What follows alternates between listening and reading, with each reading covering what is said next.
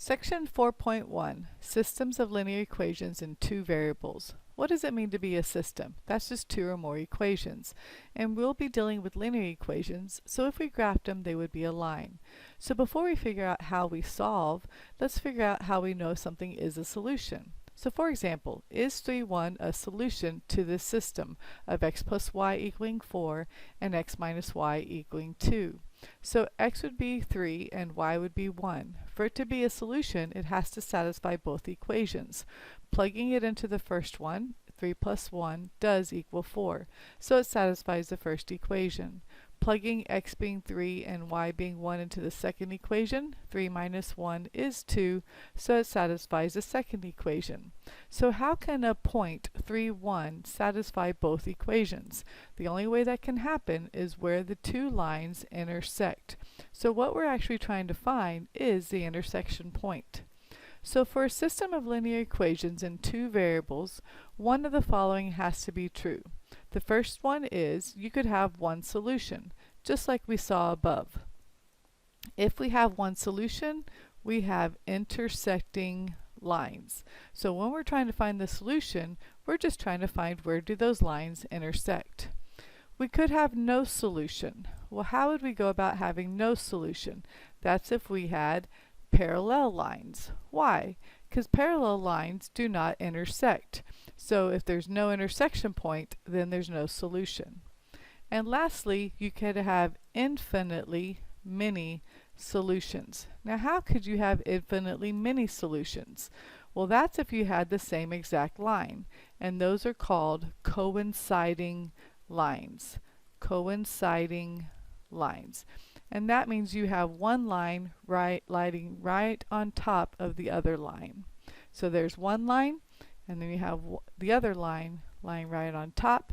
So every point on the green line satisfies every point on the blue line, so therefore there's infinitely many solutions. So if the system of two equations in two variables has at least one solution, the system is said to be consistent. So if you have a solution, you're consistent. If you have only one solution, the system is said to be independent. Independent makes sense. You have one solution, you're independent. But if you have infinitely many solutions, the system is said to be dependent. And lastly, if you had no solution from the very beginning, the system is said to be inconsistent. So we're going to find three ways to solve for a system of equations. The first way we can solve is by the graphing method, then we'll look at the substitution method and the addition method. The graphing method is nice, but if the lines do not intersect at nice integer values, you really can't figure out what those fractional values might be. So we'll show the graphing method once, but then we'll move on to the substitution and the addition method. The graphing method says to graph each line on the same coordinate plane. We'll graph them on the same coordinate plane, and then all we need to do is find the intersection point. Now that's easier said than done, because if you don't graph your lines quite nicely, the intersection point might not turn out to be so straightforward. But we'll see what happens on this problem. So to graph the lines, you can graph any method you'd like. I'm going to go ahead and graph the first line by finding the x and the y-intercept. To find the x-intercept, we let y be 0, and to find the y-intercept, we let x be 0. So plugging in 0 for y to find the x-intercept, we get 5x minus 2 times 0 is supposed to equal 10.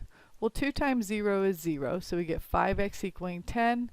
Divide both sides by 5, so x is going to equal 2. So our x-intercept is 2, 0.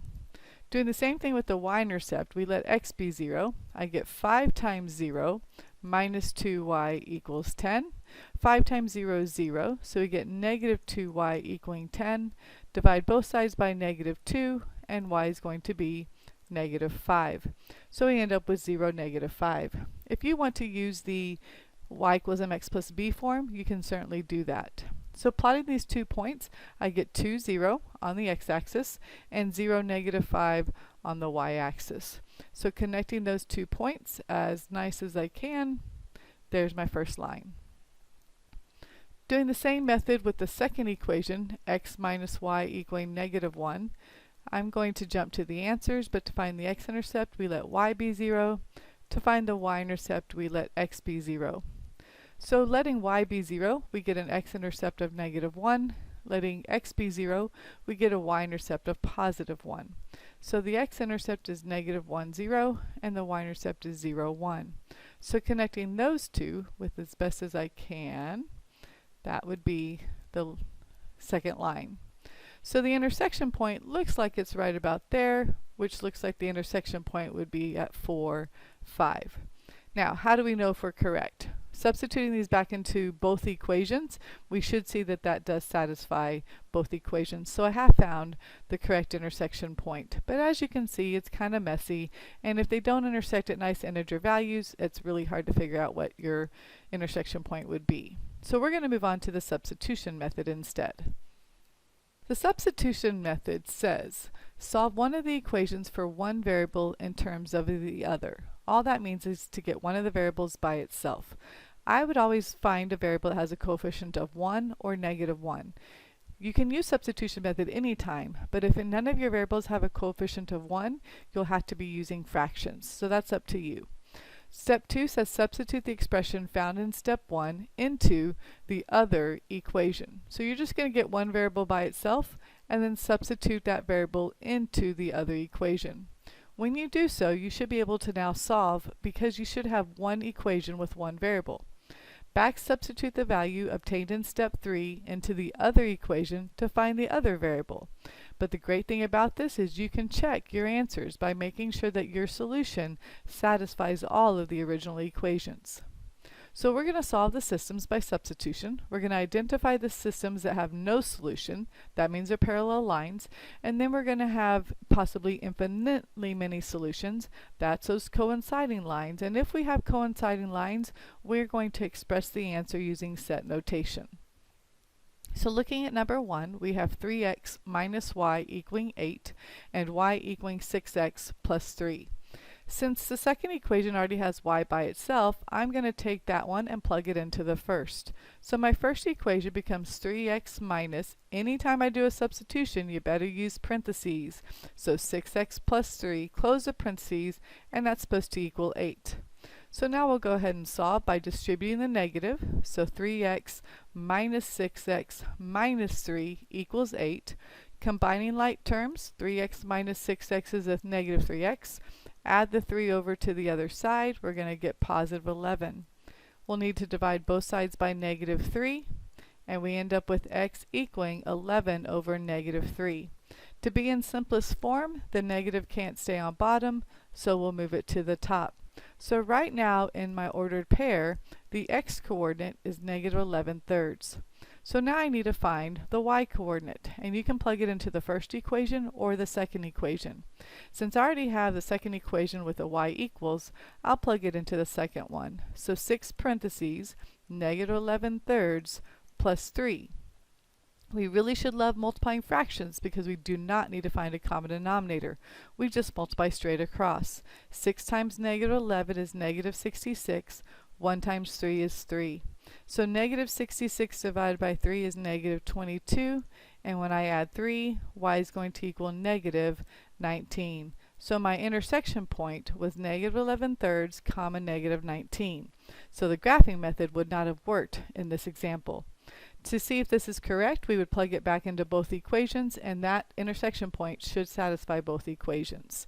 I will save time by not showing that, but definitely think about checking your answers. So on number 2, we have y equaling 5x minus 2 and y equaling negative 2x plus 5. Since both are already in the form of y equals, I'll just take the first one and plug it into the second equation. So I'll have 5x minus 2 equaling negative 2x plus 5. I'll let you finish this problem, but I will give you the answer. The intersection point should have been 1, 3. So try that problem and make sure you get the answer of 1, 3. So looking at number 3, we have some fractions to deal with, but we can do so. The first equation is 2/5 x minus 2/3 y equals 0, and y equals 3/5 x. Since the second equation is already in the form of y equals, I'll take that one and plug it into the first. So I get 2/5 x minus 2/3 times 3/5 x is supposed to equal 0. Again, we really should love multiplying fractions because all we have to do is multiply straight across or cross cancel if you'd like. So 2 times 3 is 6 and 3 times 5 is 15. We still have the x equals 0. We can reduce 6 over 15. 6 over 15 reduces by 3 on top and bottom, so we end up with the 2/5 x equaling 0. Since we have a common denominator, 2/5 x minus 2/5 x, we end up with 0 equaling 0. Since all of our variables have completely disappeared and we ended up with something that came out to be true, yes, 0 does equal 0, this is one of the problems where those are coinciding lines. So therefore, we would have infinitely many solutions. So according to our directions, we then have to show all the solutions using set notation. If you've never seen set notation before, the first thing we have to realize is we have these little squiggly marks, and those are our set marks. Now, we have two variables x and y, so this is a set of all x, y's. Make sure you have it as an ordered pair. Draw your line down meant such that, and then you can either put the first equation next or the second equation next, whichever one you want, because they are the same exact line. So I'm just going to put the second one, so y is going to equal 3/5 x. And that's how you write the solution when you have infinitely many solutions. Use your set notation, write the ordered pair x, y, draw your line down, that means such that, and then write one of those equations in the next spot. So looking at number 4, we have 2x minus y equaling 4 and y equaling 2x plus 3. Again, y is already by itself, so we'll just go ahead and take that one and plug it into the first equation. So I get 2x minus, parentheses again, 2x plus 3 equals 4. Always use parentheses when you substitute. Distributing our negative sign, we end up with 2x minus 2x minus 3 equaling 4. Well, 2x minus 2x is 0, not x. So 2x minus 2x cancels each other out, and we get negative 3 equaling 4. All of our variables disappeared. Does negative 3 equal 4? No, definitely not. So this is the no solution kind of problems. So if you have all your variables disappearing and you end up with something that's true, you have infinitely many solutions. But if you have all your variables disappearing and you end up with an equation that is false, then you have no solution. So make sure you know the difference between a no solution and an infinitely many solution. So last one, number 5. We are not starting off with one of the variables by itself. So looking at the first equation, 2x plus y equaling 7, I see that y has a coefficient of 1. So I'm going to get y by itself, and I do so by subtracting over 2x. So y is going to equal negative 2x plus 7. All I did was subtract the 2x over to the other side. Now that y is by itself, I'll substitute what y is into the second equation. So I get 3x plus 2 parentheses, negative 2x plus 7, close the parentheses, equals 12. So we'll need to solve now for x. Distributing the 2, we get 3x minus 4x plus 14 equals 12. We'll then go ahead and combine like terms. 3x minus 4x is a negative x. We'll subtract 14 over to the other side, and we end up with a negative 2. So then we'll divide both sides by negative 1 to get x by itself. So now x is going to equal 2.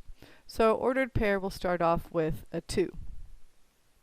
Where do I plug it back into to find y? Well, you can plug it into the first equation, into the second equation, or where you got y by itself. So I'll just plug it into where I got y by itself, which is y equaling negative 2x plus 7. I found out that x was 2, so I'll do parentheses and plug in x being 2. So y is going to equal negative 4 plus 7, so y is going to equal positive 3. So if I would have graphed these lines, I could have found that intersection point pretty nicely. But as we can see, 2, 3 is our ordered pair for the system. Now we'll need to move on to the addition method. It used to be called the elimination method, so if you hear that, it's the same process. The addition method says, step 1, multiply each term of one or both equations by a number so that the coefficients of one of the variables differs only by a sign. For example, if you have a 2x, you want the other equation to have a negative 2x. Or if you have a 5y, you want the other equation to have a negative 5y. Step 2, add the equations to eliminate one of the variables. So once they differ by a sign, add the two equations together and one of your variables should disappear. At that point, you can solve for the variable that's remaining. Then back substitute to find the other variable, and then again check to make sure that your solution satisfies all of the original equations. You can always check your answers, which is really nice. So number 1, we're going to again solve the system by the addition method this time. Identify systems with no solution and with infinitely many solutions. If we have infinitely many solutions, we'll again express using set notation. So looking at number 1, if you wanted to use the substitution method, you could, but it did tell us to try and use the elimination method. Looking at our x's, they already differ by a sign. One is a positive x and the second equation has a negative x. So really we could just go ahead and start adding those two equations together because the first step is already satisfied.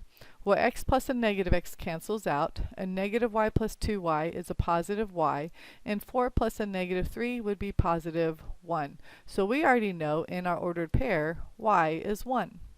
Now we need to find x. So which one do we plug it back into? Whichever one you want. So I'll just plug it back into the first equation. So x minus, I'm going to plug in y being 1. Again, I use parentheses. So x minus 1 equals 4. Add over the 1 to the other side, and x is going to equal 5. So I have an intersection point of 5, 1.